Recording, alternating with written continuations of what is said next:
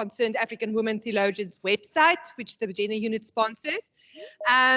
It's been a while since we've been together like this, actually having a glass of wine, eating a bit of cheese and snacks, and being in this space together. So we really don't take it for granted. Yes, so we will have only sort of an hour, try to get in and out of here for an hour.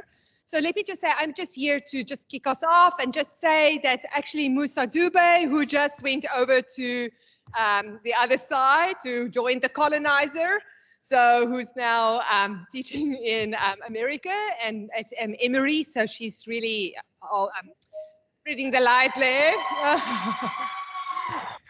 And now she's maybe not hearing us, saying that we are so glad to see that she's here with us also. But it was her idea that we get a website, The Circle. So I really want to honor her, also to say thank you for the initiative.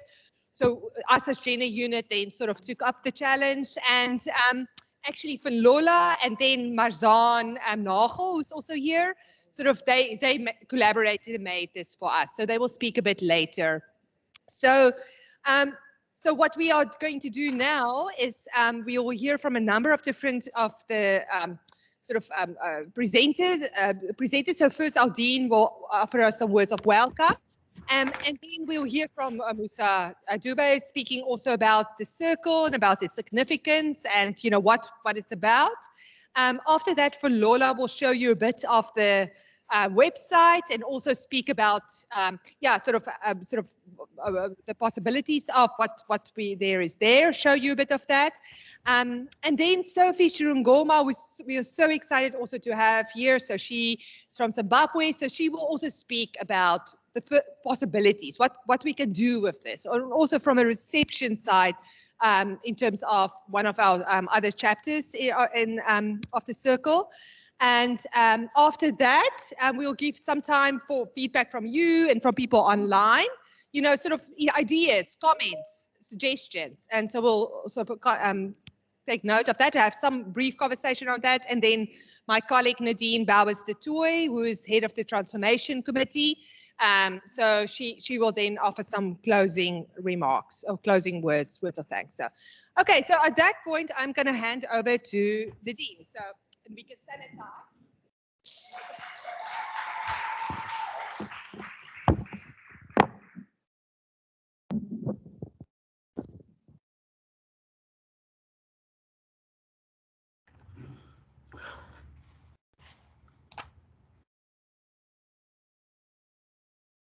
Good evening, colleagues. It's a wonderful privilege tonight, and we are very proud to be able to share in these moments as we launch the website of the Circle of Concerned Women Theologians, African Women Theologians. I want to start by acknowledging the work that Professor Juliana Claessens has done with the gender unit, with our colleague, Dr. Funlola Oluyere. I want to also acknowledge the gender unit is housed in the Beyers Naudé Center for Public Theology, Professor Dion Foster, who is the director here, and all the colleagues who are present here tonight. The event is hosted by the gender unit with the Beyers Naudé Center for Public Theology here at the Faculty of Theology at Stellenbosch. And we do it in conjunction. We do it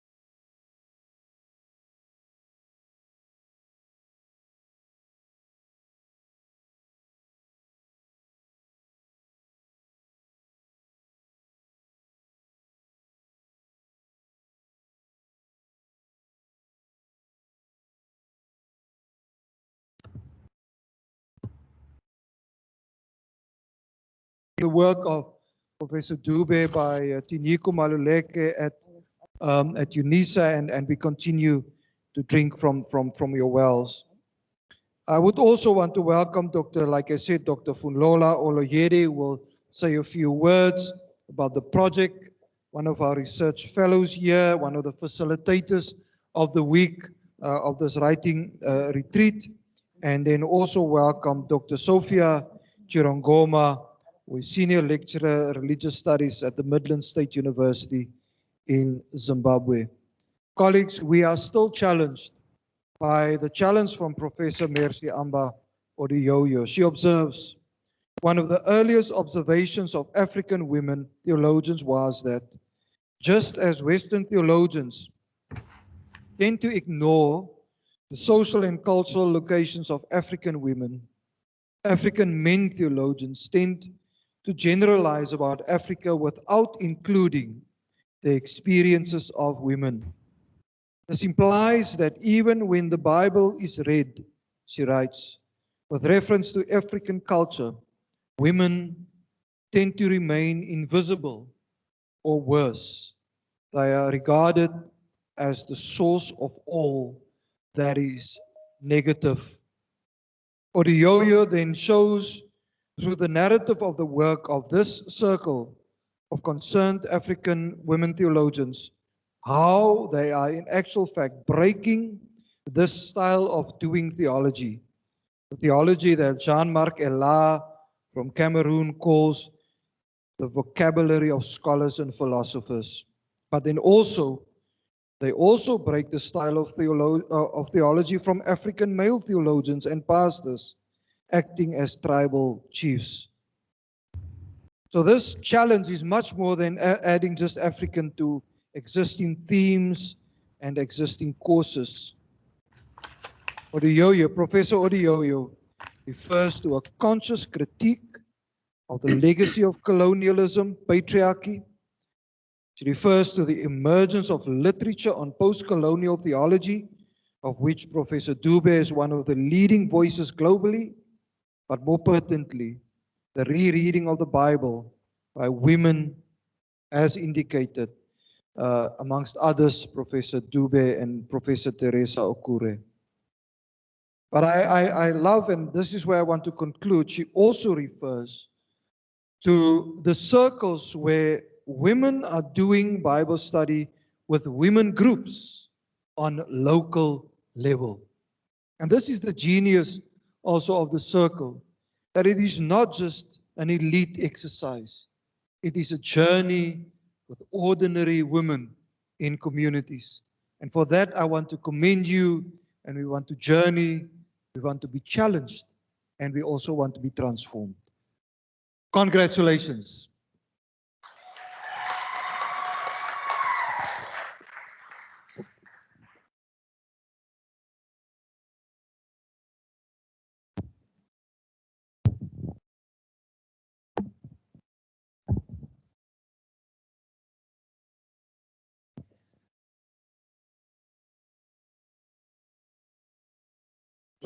Okay, so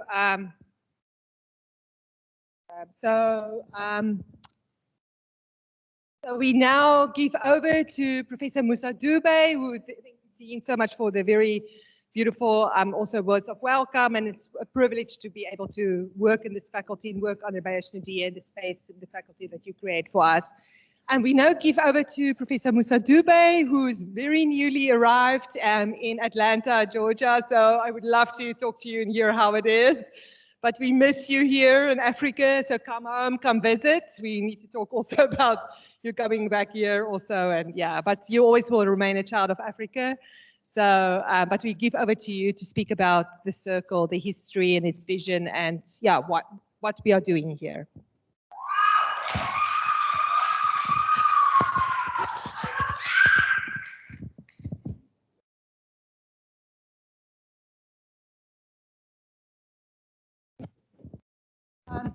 This is muted. Can you just unmute?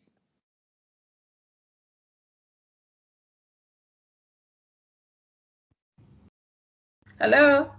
Yes, yes, we hear you. Yeah. A very good evening to all of you, wherever you are in all the regions and all the countries and all the continents where Circle members and its supporters are located. I would like to thank the Dean Reginald, for welcoming us today.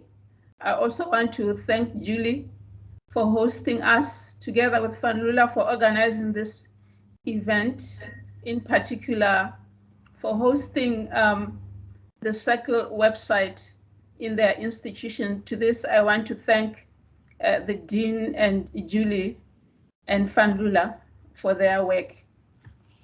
The Circle is an interreligious Talita Kum community of women who are seated together, interrogating all the issues that have made women bleed, bleeding economically, bleeding socially, bleeding culturally, bleeding even in their own bodies. The Circle as an interreligious group of women seated in various countries and institutions, whether of the academy or of faith communities, seeks to reach out to the deity, to the divine, in search for healing against all the forces that bring bleeding to the bodies of women and the communities that they inhabit. It consists of those women who are faced with crowds in between them, crowds that debar them from getting their healing. The women in the Circle reach out, they push and stretch their hands, seeking for that healing, seeking to touch the garment of the divine, seeking for the transformation. In so doing, the Circle is an interreligious community of women that seeks to empower women to be leaders wherever they are, all of them, individually and in the institutions that they are serving and communities that they are serving. We are looking to each and every woman, stretching her hand, pushing through the crowds to reach for the healing that is needed, pushing and working for the healing against all those forces that make women bleed, whether they are cultural or religious or economic. We are working towards and in search for that healing as leaders. And the Circle realizes that they don't always have to get permission to get the healing. They don't always have to get the permission to work for transformation. The Circle realizes just how many obstacles are there, and that how each woman is challenged to push through these obstacles to reach for transformation and for healing. And as we continue in this being our third decade of women in search for healing and transformation, in search to understand the forces that make women bleed economically, culturally, religiously.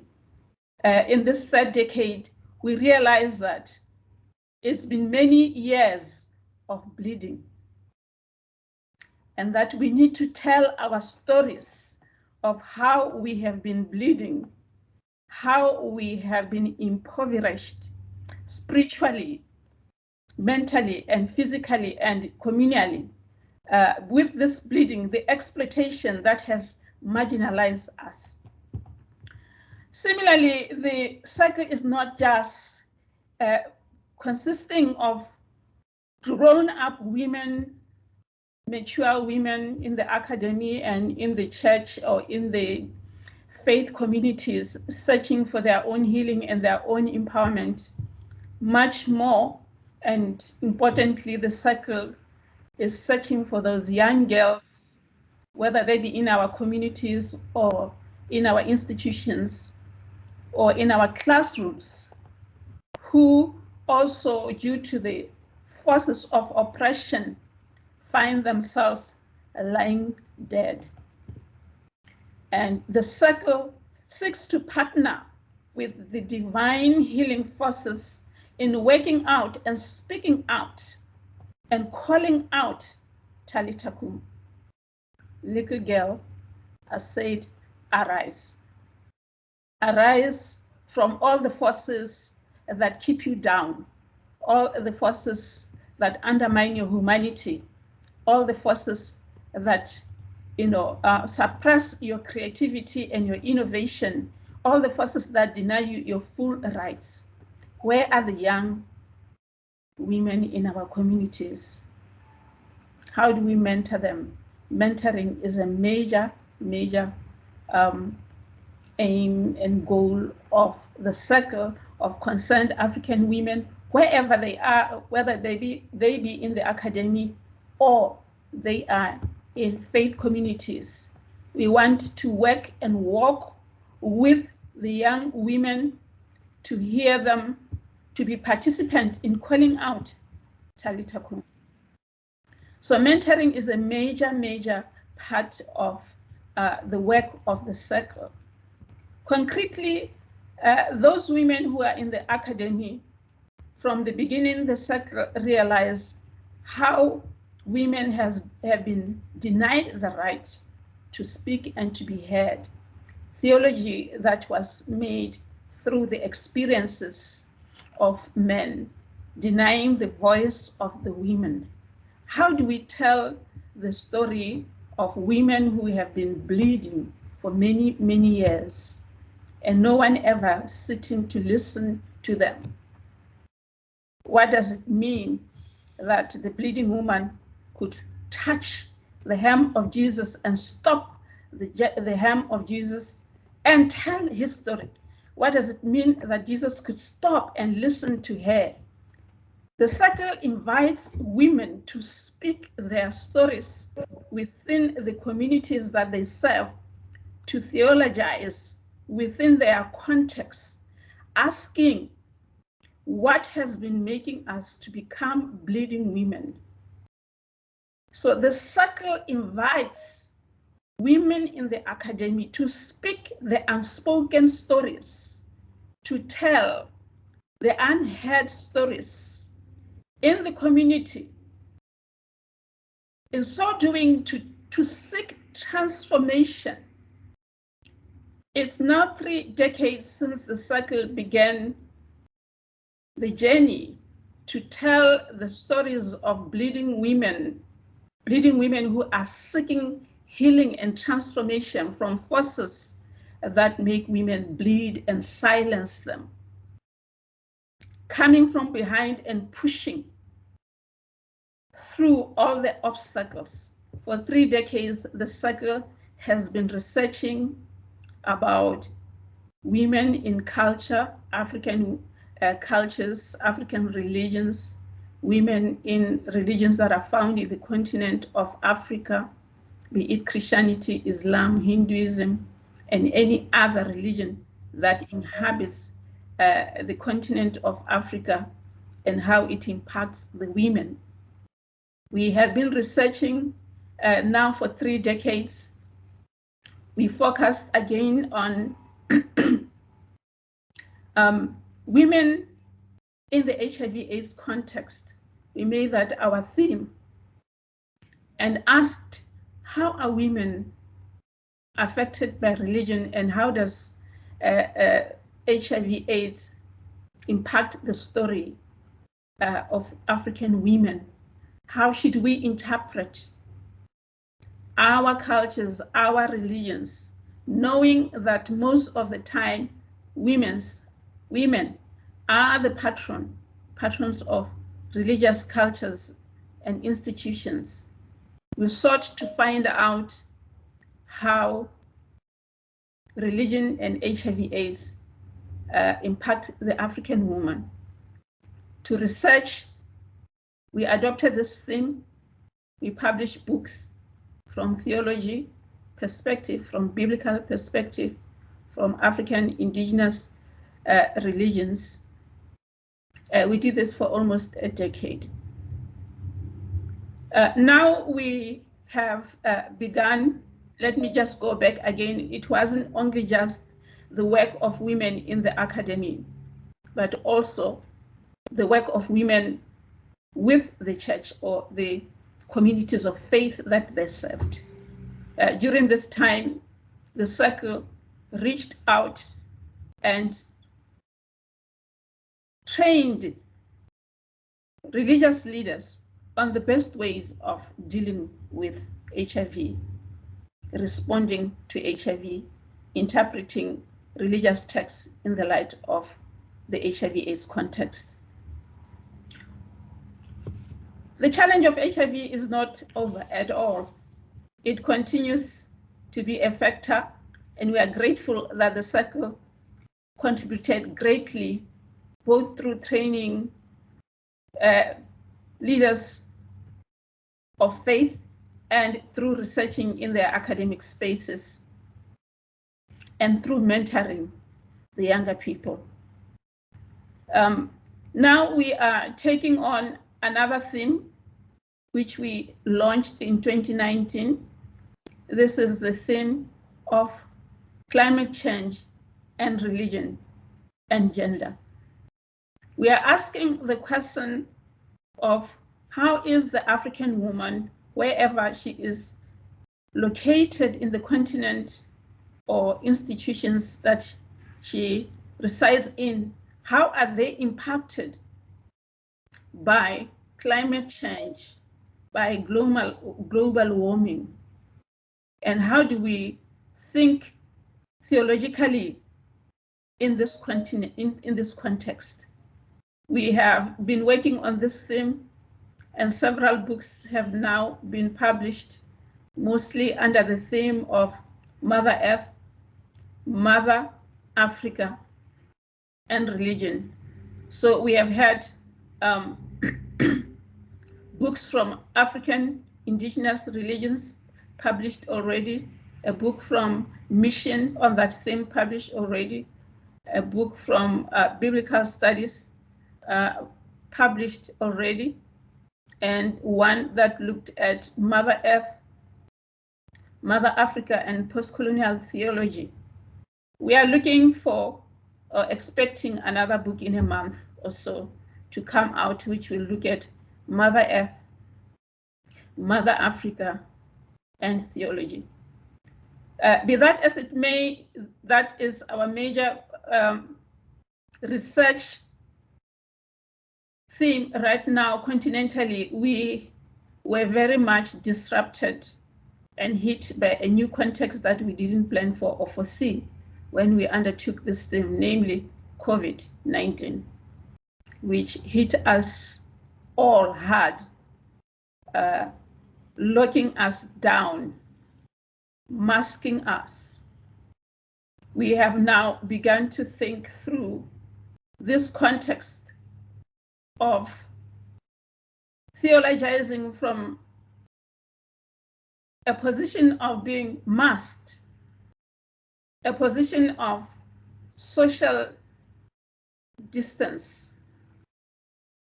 How do we think of God, speak of God, speak with God in the context of COVID-19? How do we theologize when we are unmasked? How do we unmask COVID-19 and its location with religion and gender? Is a new context that hit us and forced us all to begin to reflect, even as we had our own theme. And I'm grateful that some of our members have taken this up. All of our members, really, no one can, ignore this. How is COVID-19 a gendered epidemic as well? How is it a class epidemic? How is it a race epidemic? What does it mean to be in a context where we can't buy the COVID, where we cannot social distance because we don't have the space to do so?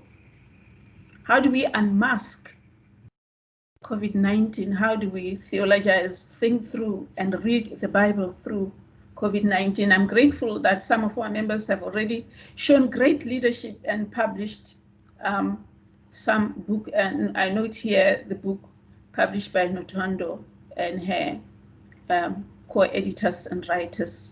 I believe that West Africa is also working on another book, and Fanlula is also working on another book. So this is the circle. It is a circle of interreligious women continentally and in the diaspora, seeking to provide leadership both in research and communities of faith to address and to analyze issues of how gender and religion intertwine in the well-being of women, African women, and the communities that they serve wherever they find themselves. I just want to go back to close by saying the circle is very much interested always to train every woman to be a leader where they are. Every member of the circle, whoever they are and wherever they are, we hold them to be leaders theologically, to provide leaders in the institutions and the spaces that they face, in the communities that they serve. All of us as leaders, we are looking for that leadership from each one of us.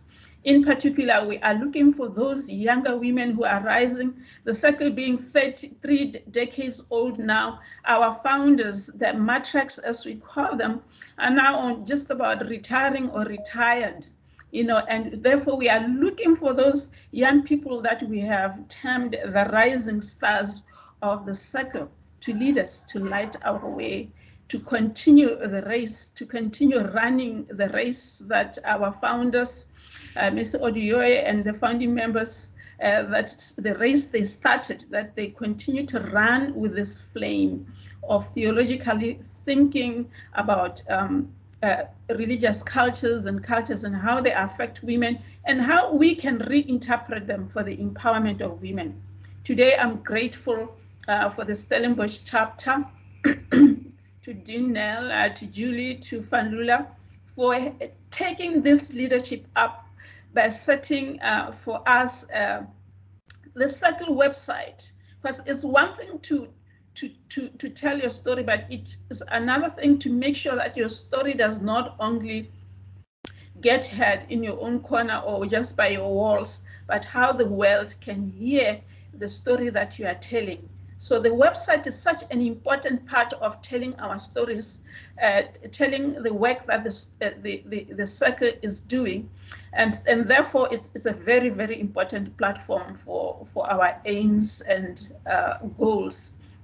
That has been open. Let me just invite every member of the circle, wherever you are, that it is our responsibility, in fact, to ensure that we send materials, tell the story of the circle. So please send your materials to Fanlula so that we get posted. The world gets to know what a kind of issues that your particular world and corner is dealing with. We know that all of us are leaders of the circle. All of us, all our members are leaders. I'm so grateful today for the leadership that the South African chapter has provided, in particular the Stellenbosch chapter, by giving us this website. So it is now our duties, all of us, to make sure that we submit the stories of our work in the institutions that we serve. With that, I do want to thank you all and to keep on challenging you to produce more. We are far from finished. There is so much work that still needs to be done, so much research that needs to be done, so much theorizing and innovation that we need from our members. It is not enough to use theories that are produced from the West, we must also innovate and create the theories that are rising from our context. It is not enough to have the books that we have published unless we, the members of the circle, make sure that we read each other, we critique each other, we build on each other. So it is not enough to have these books in our shelves. We must make sure that we use the books in our teaching. So I do welcome you to this new forum of the circle, the website of the circle. Let us meet here. Let us share our information. God bless us. Thank you. Thank you all.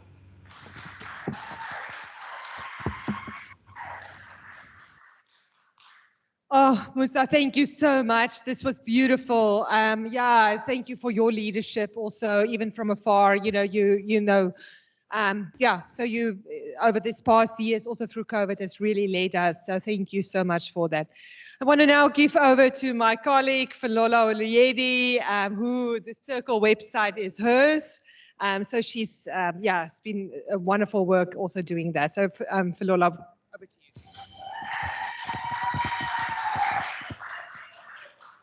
Thank you, Julie. Good evening, everyone. And a warm welcome again to this beautiful program. And a big thank you to Professor Dube, all the way from Atlanta. It's a privilege to have you in the house, and we thank you for the leadership of the circle. I want to give a big thank you to our Dean, Professor Nell. He has been a wonderful supporter, not just of the gender unit, but of the Circle of Concerned African Women's Theologians. And we are very, very appreciative of all that you do. Thank you, sir.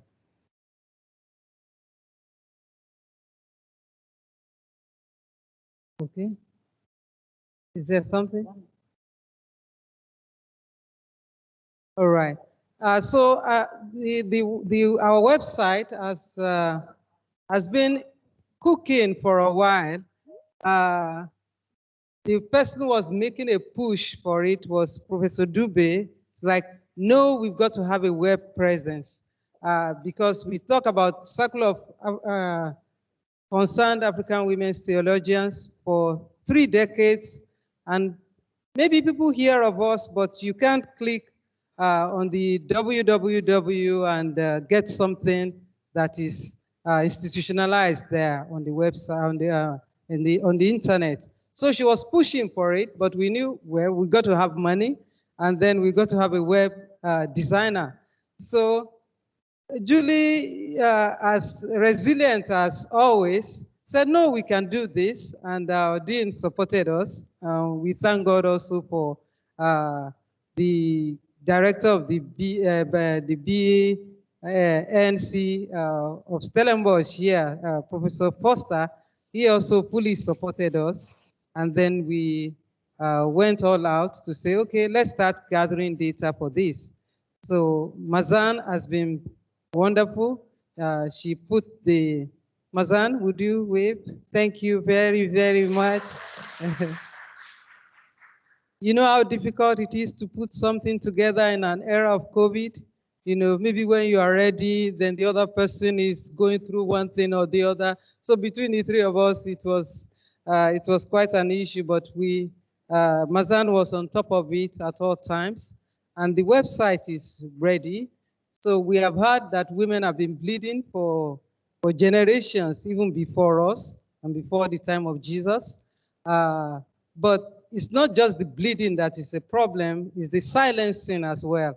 And the website now offers us another way of speaking out. So Circle women everywhere, we are encouraged to speak out more now and louder. So to get the website ready, we had to collect material from different regions of the Circle and from different chapters as well. So the website is still under construction, but at least it's somewhat ready to be viewed by the public. So I would invite Marita and Simba to please help us to walk us through an e-walk through our website.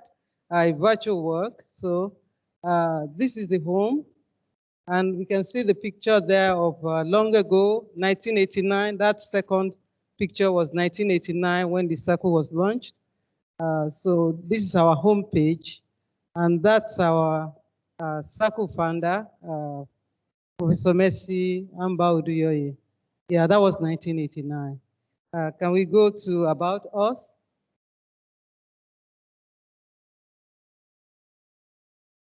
About Us, and to the founder. Yes, that's our founder. And these are our coordinators from the different regions, the West African region.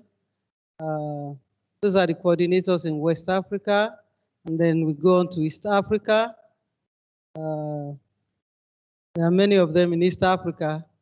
Then Southern Africa. So these are the three broad regions that we have besides the circle diaspora. So we are yet to get pictures from them, as you can see. We can go to the gallery as well.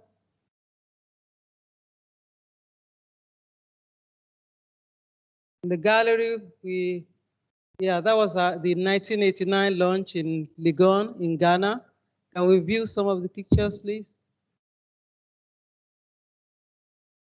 So that was 1989, 32 years ago, and the circle is still stronger and bigger. Right. So can we go to projects and research? The circle has been involved in a lot of research over the years, as we heard from our general coordinator. And there's a section on the website for these publications. So under the projects and research, we have our Pan-African conferences, and that's Professor Dube, welcoming people to the 5th Pan-African Conference in 2019 in Gaborone. So those are photos from the anniversary celebration. But we have a section for the publications as well. So there are e-books and there are physical books with their covers as well. So these are many of the covers from our founder, Professor Duyoye. We have some 2020 publications and then 2021 publications as well. And there's also a section for articles and for book chapters. We have another column for the news and events. Yes. In the continental news, you will find some new things. There are a lot of our members that are being awarded or being ordained as bishops for the first time, women bishops for the first time. That's Reverend Rose Okeno was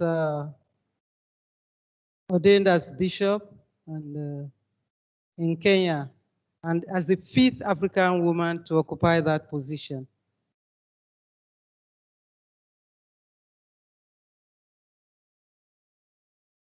So those are some of the latest events on the continental level. So at this point, I would encourage every one of us, including the supporters of the circle, some of you are in the house, visit our website, critique it, give us your comments on it, and then we will seek to improve on it as well, because as I said, the site is still under construction. But to the circle members in the house, whether virtual or on-site right now, I would encourage us to send in our articles. There's space for a lot of articles for your e-books and publications, the books that have been edited by circle members. There's a lot of room. We want to be out there for our voices to be heard. We want to be visible on the web, not just that we are not village women to be silenced in the kitchen. You know, we are out there in the world. So let's pull together and let our voices be heard. But in spite of the COVID-19 pandemic, as we heard from our coordinator, the circle has been busy. We've been working. We're not just cooking and cleaning. We've been doing serious work. And we have some of our publications in the house tonight. Some of them are available for sale. The first one here is A Time Like No Other. A Time Like No Other, and that is,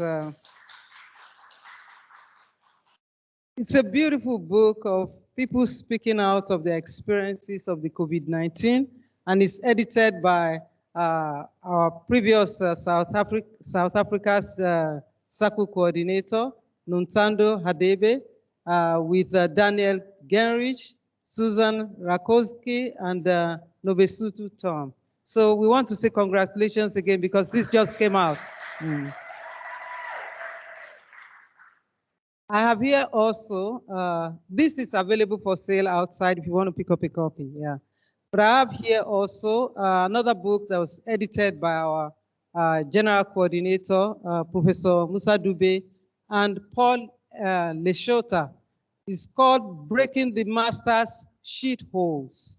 If you remember what former President Trump called African countries, he said they are shithole countries. So we try to reply him here, you know.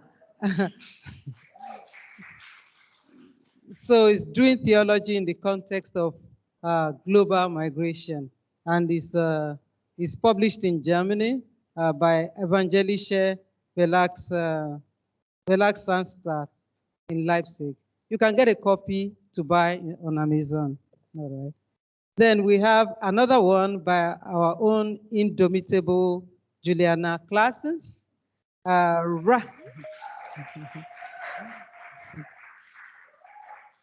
And that is Writing and Reading to Survive. Biblical and contemporary trauma narratives in conversation.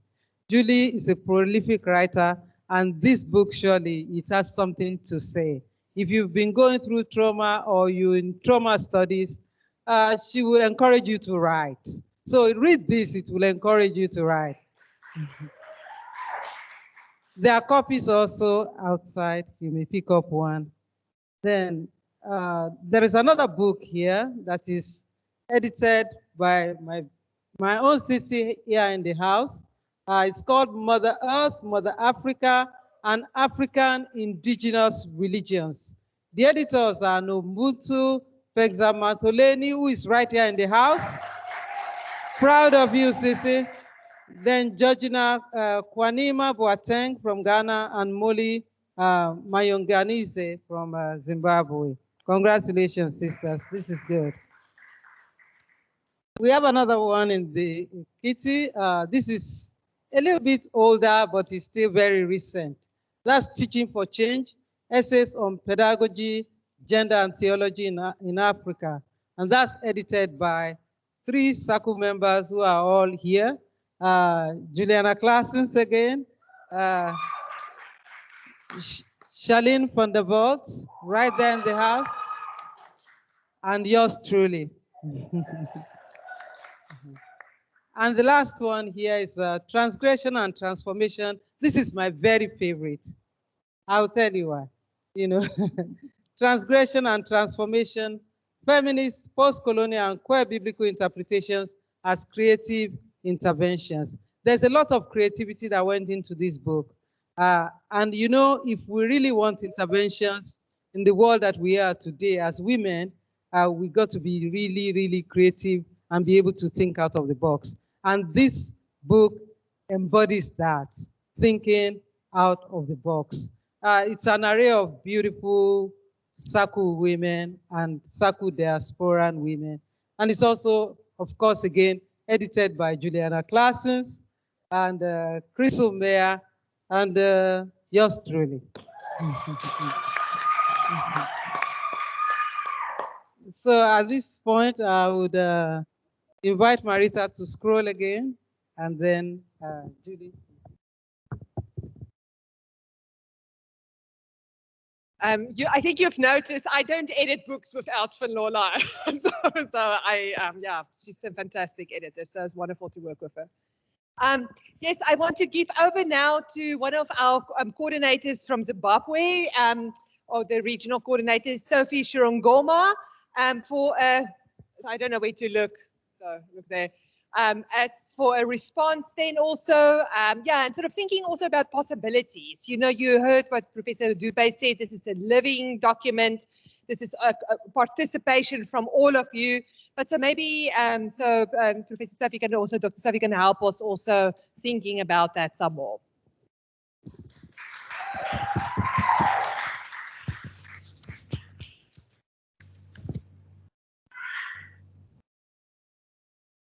Good evening, sisters and brothers. Good to see you all. I would like to express my sincere gratitude to all the organizers of this event for their resilience and tenacity to ensure that the event becomes a success, even amidst the COVID-19 constraints. I'm aware that the event had to be rescheduled several times, but through your determination, the dream is finally come to life. Thank you so much, particularly to the sisters and brothers in the gender unit housed at the Beyers Naudé Center. We deeply appreciate your effort and your commitment, and congratulations for the job well done. I have been invited to share some insights on the way forward for the SECO. I've therefore tried to condense my contribution into 5 intertwined points. And most of what I'm going to mention here has already been reiterated by Musa and Van Lola in their presentations. So thank you for making my job quite simple. The first point that I would like to emphasize in terms of the way forward for the SECO is making the SECO visible. And again, like I've already noted, the previous 2 speakers have emphasized the importance of visibility for the SECO. We are living during the digital era, hence members of the SECO should be intentional about having an online presence. We should try by all possible means to open accounts in ResearchGate, academia.edu, Scopus, OCHIT, ECT, etc., so that we have various platforms where we can post our research. This will make our work more visible. It will also be helpful if we can make time to confirm our identity and contact addresses on Google Scholar so that we can interact with other scholars. Another way to increase our visibility is to log into online platforms such as Amazon and the Goodreads app so that we can post our reviews and rate the SECO books which we would have read. For those of us who are teaching in academic institutions and theological training centers, we should be deliberate about using articles, books produced by the SECO. When supervising theses and dissertations, we should also encourage our postgraduate students to write their projects on the work of the SECO. Whereas in most African traditions, there is an emphasis on being modest, and we are often discouraged from blowing our own trumpets. The opposite is true in the current academic environment. It is high time for us as SECO members to start blowing our trumpets by ensuring that we are visible online and in institutions of higher learning. Point number 2, decolonizing and depatriarchalizing our research and innovation. It is apparent that our academic environment is infested with vestiges of colonialism and patriarchal tendencies. In an endeavor to bring about positive change and transformation, it is therefore pertinent for us to develop theories and methods that decolonize the academy, as well as removing the clutches of patriarchy from the curriculum and from academic literature. We also need to deliberately utilize theories and methods developed within the circle. Each time one begins to write, they should ask themselves the following questions. Which theories and methods can I use from the circle work? Which theories and methods can I propose and advance? Point number 3, collaboration and leadership. Since the July 2019 Circle Continental Conference, there has been impressive progress in terms of collaboration between the matriarchs of the Circle and the rising stars.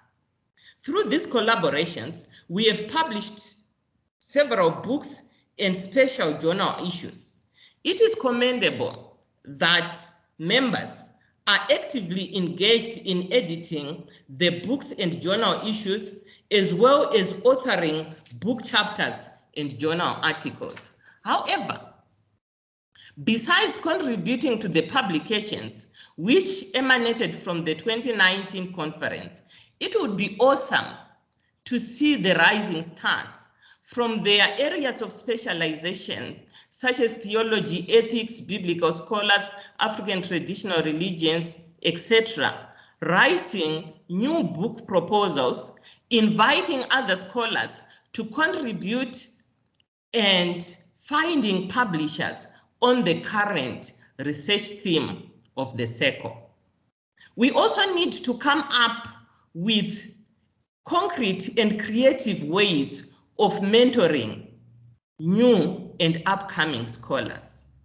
For instance, we need to be always engaged in self-introspection, constantly asking ourselves questions such as, if I count with my fingers, how many other young women have I brought into the circle? How many young and rising stars did I bring into the fold in the last 10 or 5 years? We need to make concrete plans for mentoring the rising stars. We can also make more efforts to strengthen the collaboration between the circle members in the motherland and the sisters in the diaspora. Point number 4, fundraising initiatives and setting up sustainable income generating initiatives. We need to be always on the lookout for the calls for research funds so that we can set up teams and apply for research grants. Our research theme, which we are working on currently, climate change, religion, and gender, should be able to secure many research grants if we are making enough effort to search for funding. Point number 5, which is the last but not the least, coming up with programs or initiatives to address the impact of the COVID-19 epidemic on women and girls. Like any other epidemics, women and girls are bearing the brunt of burden in the wake of COVID-19.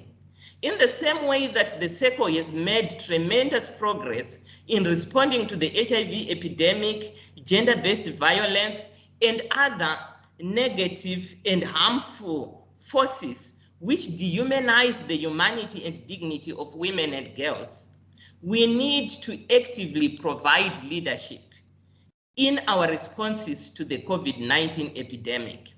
Our research, advocacy work, and community engagement initiatives should facilitate creative and life-transforming ways to ensure that we alleviate the far-reaching impact of the COVID-19 epidemic. I thank you. Ndatenda siyabonga.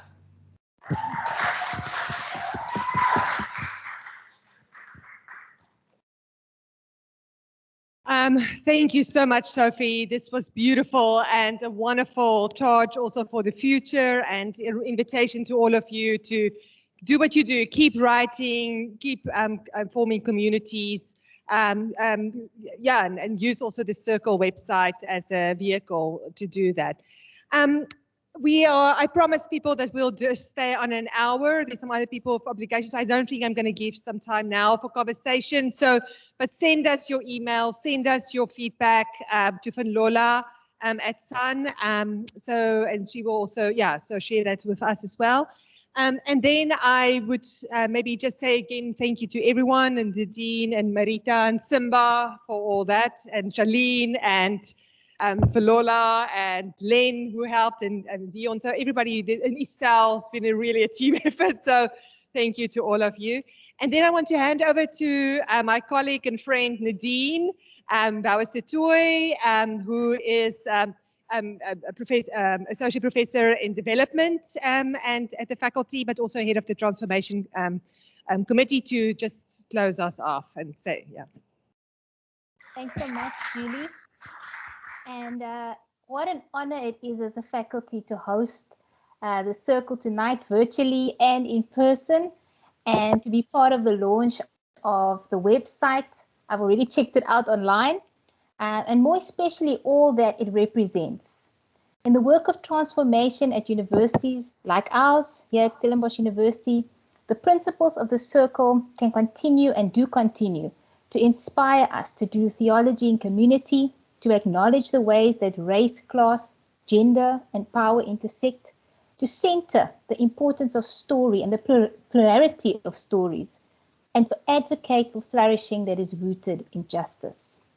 Our sisters here tonight have once again inspired us. I've certainly been inspired. Thank you, Prof. Dube, Dr. Olojede, and Dr. Chirongoma. Thank you for your part in tonight. Thank you once again for challenging and inspiring us and reminding us of the wonderful work of this circle. Thank you also to my colleague, Prof. Julie Claessens, for hosting and continuing to champion the work of our gender unit here at the faculty, and also the circle, and now hosting the website. Thank you to all. I want to end with the famous poem by Mama Mercy, which I was inspired by again this very week as I was writing. A circle expands forever. It covers all who wish to hold hands, and its size depends on each other. It is a vision of solidarity. It turns outward to interact with the outside, and inward for self-critique. A circle expands forever. It is a vision of accountability. It grows as the other is moved to grow. A circle must have a center, but a single dot does not make a circle. One tree does not make a forest. A circle, a vision of cooperation, mutuality, and care. Thank you for inspiring us continue in this way, Circle. Thank you all. Thank you. Thank you so much, Nadine. Also, it's a very busy schedule. I see people have posted in the chat box, so you are most welcome to also put your comments, your responses in the chat. We tried to record it. I think there might have been a glitch somewhere halfway through, but maybe Marzan, your husband, work magic and put the two together. I don't know. But in any case, thank you so much for being here, and for for the faculty, for hosting us also here, and everyone online. Please stay in touch and keep on. Tomorrow you're welcome to join us for the closing conference also of the writing retreat, where our writing participants are going to present, and I know they will be. It's again in Hofmeyer, but there's also a link where you can join our line. So I will send that, so you can just sort of click on that link in the program that's had today's. So you're most welcome to join tomorrow. So we know they are going to be great, and Falola will work also on a special edition of these papers that Scriptura said that they are interested in. But thank you to all, and I hope you have a great night. So thank you.